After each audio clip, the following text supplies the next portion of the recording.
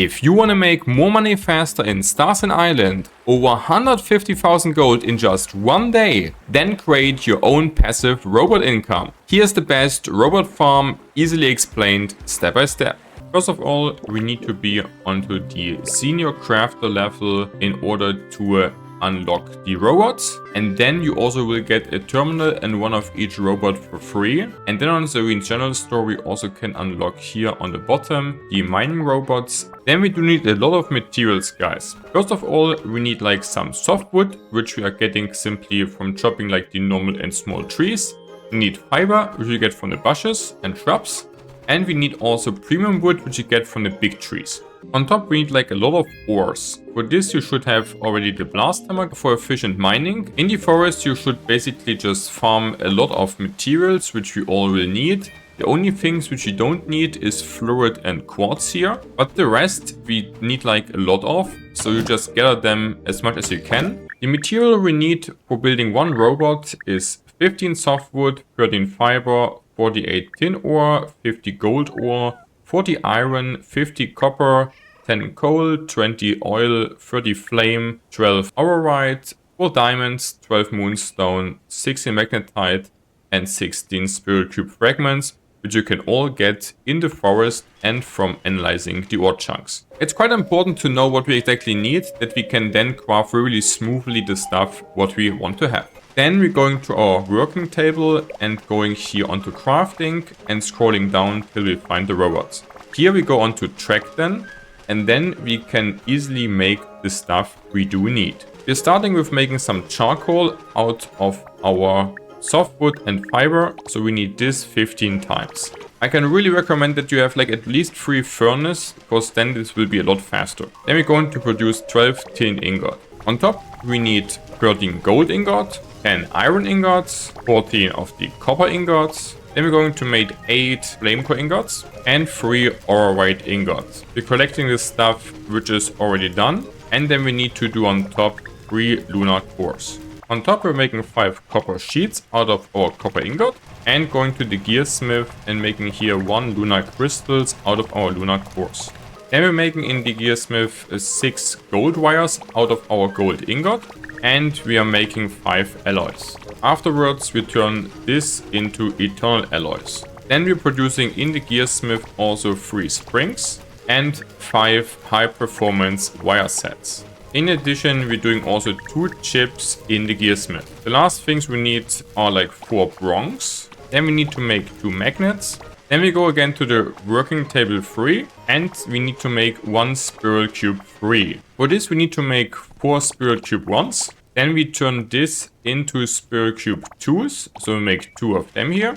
And then we can make 1 spiral cube 3 out of this. And now we are able to craft us 1 mining robot, or more if you got more material. And we return basically this cycle till we got like a lot more mining robots. In the early game you will be able to get like 1 or 2 per day, and later also more. Then we go into the forest, guys. Here we're putting them down near to a tent and a portal, our robot terminal, and then we can open it. Here we can then add robots and say want here to have 1 more mining robot, and then we can assign the robot to a certain area.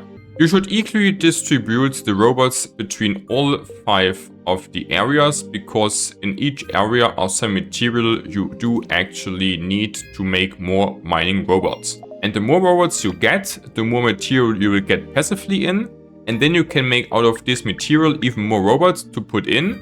And after like some days, then we have like 5 robot terminals which are completely filled with robots, and we can make more and more robots per day. So this is basically a self-fueling engine where you can really go pretty ham onto making really a shit ton of robots.